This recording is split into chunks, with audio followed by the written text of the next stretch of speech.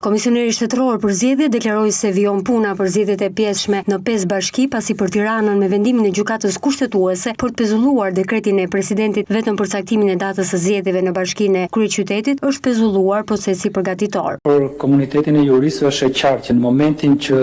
gjykata kushtetuese ka pezulluar efektet për atë pjesë të dekretit të presidentit të Republikës,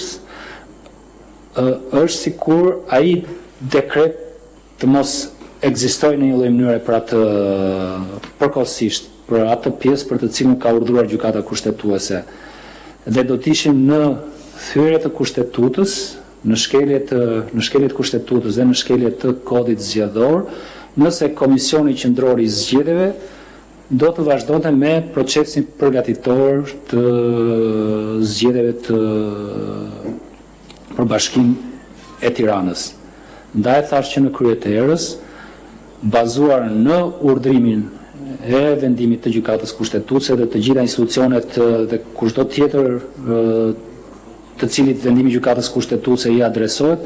do duhet ta respektojë vendimin e gjykatës kushtetuese. Është e sigurt që do të zhvillohen zgjedhjet për 5 bashkitë e tjera, përjashto Bashkinë e Tiranës, pra për Bashkinë e Vlorës, Beratit, Tepelenës, Cerrikut